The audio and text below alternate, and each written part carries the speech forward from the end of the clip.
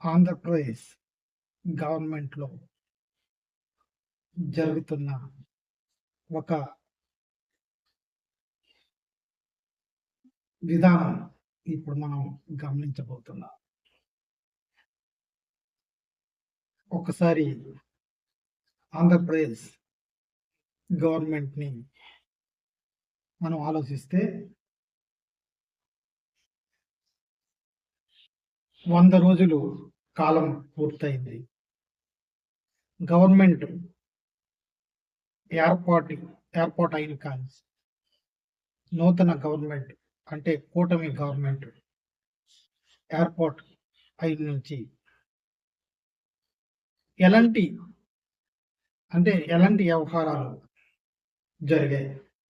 First వచ్చి రాగానే YCP అక్రమ కట్టడాలు ఎక్కడ ఉన్నాయో వాటిపై దాడికి లేకపోతే వాటిని పరిశీలనకు వెళ్ళడం జరిగింది. ప్రతి ఒక్క ఎమ్మెల్యే వారి పరిధిలో ఉన్న వైఎస్ఆర్సిపి ఆఫీసులు, పార్టీ ఆఫీసులు ఎక్కడెక్కడ నిర్మాణం చేశారు, అవి అక్రమమైనవా క్రమమైనవా అనే దానిపైన పరిశీలన చేయడం జరిగింది. ఈ మయాన్న ఒక శాసనసభ సమావేశం కూడా జరిగింది. ఈ శాసనసభ సమావేశాల్లో ల్యాండ్ టైటిలింగ్ యాక్ట్ రద్దు చేయడం జరిగింది. అంటే కేవలం పాస్బుక్ల్లో రాజముద్ర మాత్రమే ఉండాలి. ఇంకా ఏ యొక్క రాష్ట్ర ముఖ్యమంత్రి ఫోటో కానీ ఏ ఇతర ఫోటోలు కానీ ఆ యొక్క పాస్బుక్ పై ఉండకూడదనేసి ఒక జీవో పాస్ చేయడం జరిగింది. తర్వాత పెన్షన్ల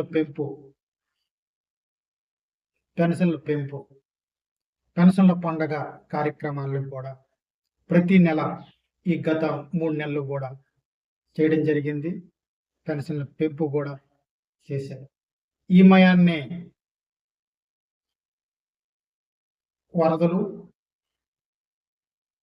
వరదలకి సంబంధించిన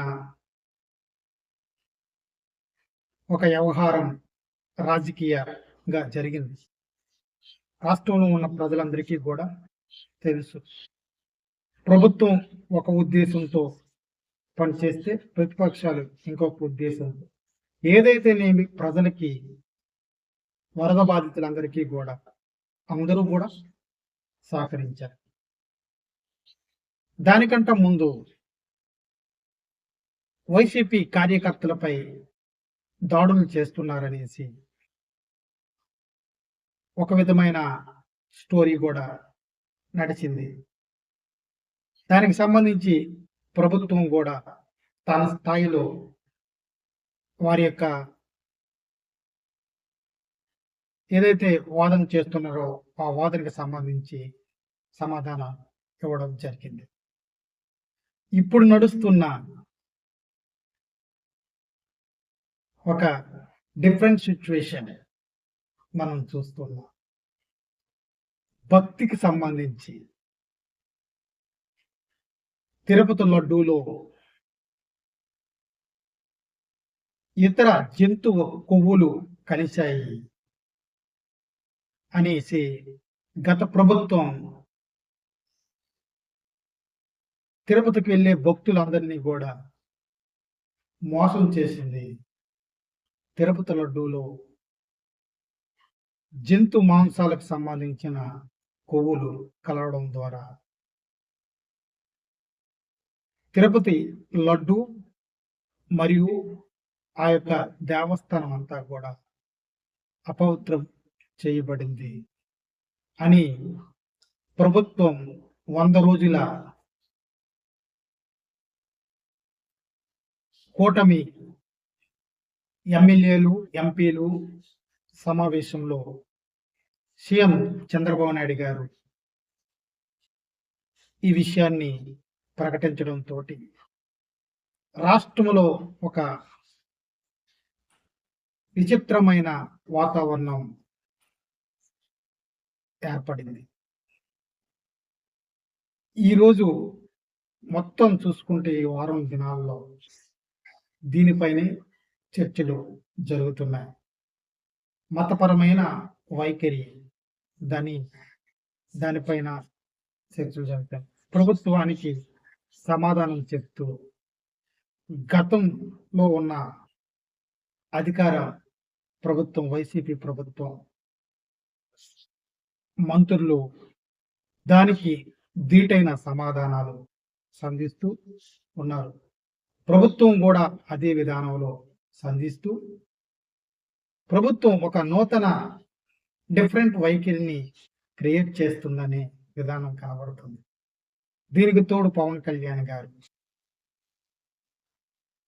వారు తప్పు చేస్తే ఈయన ప్రాయశ్చిత్త దీక్ష చేస్తున్నారనేసి తెలియజేస్తూ ఉన్నారు. ఏదో విధానంలో భక్తి యొక్క స్థితిగతులపై జరుగుతున్న యుద్ధం ఇది. నిజంగా భక్తులు విశ్వాసాల పైన జరుగుతున్న యుద్ధం.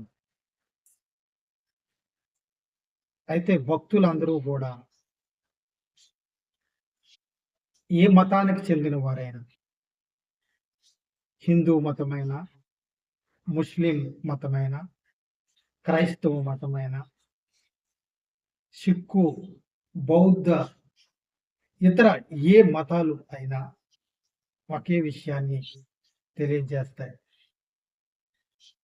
ప్రతి మానవుడు తన ఆత్మ విషయంపై శ్రద్ధ వహించాలి అనేసి. నీ యొక్క భక్తి అనేది నీ ఆత్మకు సంబంధించింది, నీ యొక్క శరీరానికి సంబంధించింది కాదు. శరీర సౌకర్యాలు కోరుకునేవాడు శరీర విధానంలో తన వైఖరి, వారి యొక్క మాటలు శరీరాన్ని ఆలోచించే మాట్లాడతాడు. ఆత్మకు సంబంధించిన విధానంలో ఉన్నవాడు ఆత్మను గురించిన ఆవేదనతో మాట్లాడతాడు. అయితే ప్రభుత్వం కొందరు అంటారు ఆ వెంకటేశ్వరుడే సీఎం చంద్రబాబు నాయుడు నోట ఈ విషయాన్ని బయలుపరిచాడు. తిరుమల దేవస్థానం అపవిత్రం చేయబడుతుంది అని తెలియజేశారు అని చక్కగా తెలియజేస్తున్నారు. ఏది నిజమో ఆ దేవునికి తెలుసు. ఈమయన్న జగన్మోహన్ రెడ్డి గారు తన యొక్క ప్రెస్ మీట్లో ప్రస్తావిస్తూ, నేను 4 గోడల మధ్య నా యొక్క సొంత మతానికి చెందిన దైవ గ్రంథాన్ని చదువుతాను. బయటకు వచ్చినప్పుడు ఈ యొక్క సమాజంతో మమేకం అవడానికి ప్రతి మతానికి సంబంధించిన వ్యవహారాలు అన్నిటిలో కూడా పాల్గొంటారు. కాబట్టి నాది ఒక మానవత్వమే తప్ప మతం కాదు. నేను తిరుమల దేవస్థానానికి వెళ్ళడానికి మీరెందుకు అభ్యంతరం చేస్తున్నాను? నేను ఇది కొత్తగా వెళ్తున్నాను, ఎన్నోసార్లు వెళ్ళాను కదా. ముఖ్యమంత్రిగా ఉన్నప్పుడు తిరుమల దేవస్థానంలో పూజల నిమిత్తం పట్టు వస్త్రాలను నా ద్వారా ఇచ్చాను కదా. ఇప్పుడు నేను వెళ్ళటం వలన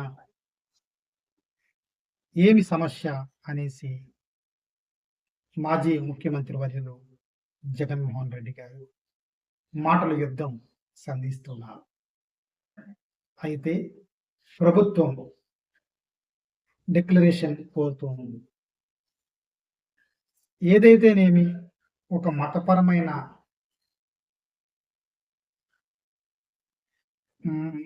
ఆంధ్రప్రదేశ్ రాష్ట్ర ప్రజలకు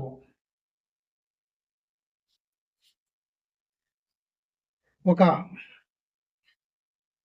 ఉన్నతంగా స్వేచ్ఛగా ఉండే ఆంధ్రప్రదేశ్ని మత కొల్లాలంగా తయారు చేయడానికి ఎందుకు రాజకీయ పార్టీలు వ్యవహరిస్తున్నాయో ఎవరికి తెలియని విషయం. అయితే ప్రజలందరూ కూడా వీరి యొక్క నాటక సినిమాలో ప్రతి ఒక్క సీన్ని కూడా చక్కగా చూస్తున్నారనేదే నేను నమ్మే సిద్ధాంతం. ఎవరెవరు ఏ పాత్రలు పోషిస్తున్నారు, ఏ పాత్ర యథార్థమైనది, ఏ పాత్ర న్యాయమన్నది ప్రజలు ఆల్రెడీ వారి యొక్క విశ్లేషణలో క్లారిటీగా తెలుసుకుంటూ ఉన్నారు. ప్రజలను ఎవరూ కూడా మోసం చేయలేదు. ప్రజలు మోసపోతున్నారు అని మీరు అనుకుంటున్నారే తప్ప ప్రజలు అన్నిటిని కూడా చేస్తున్నారు. ప్రజల్లో నుండి ఈ భావన అనేది రాలేదు. ప్రజల్లో నుండి ఈ యొక్క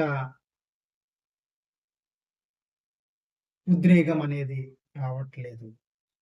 ప్రజలు చాలా శాంతంగా, సంతోషంగా ఈ రాజకీయ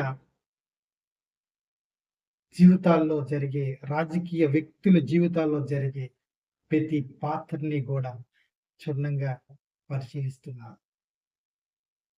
కాబట్టి ఈ విషయాల్ని ప్రతి రాజకీయ నాయకుడు కూడా గమనించాలి. కాబట్టి మన యొక్క ఆంధ్రప్రదేశ్ వాతావరణాన్ని మార్చడానికి రాజకీయ నాయకులు ఈ మత సిద్ధాంతం నుండి వైదొలిగి పరిపాలనా దక్షతో ఆంధ్రప్రదేశ్ అభివృద్ధికి కాంక్షించే విధానంలో స్టేట్ గవర్నమెంట్ అలాగే ప్రతిపక్ష నేతలు కూడా వారి యొక్క వైఖరిని మార్చుకుంటే బాగుంటుందనేసి స్పష్టంగా ఈ వీడియో నుండి మీకు తెలియజేస్తున్నాను.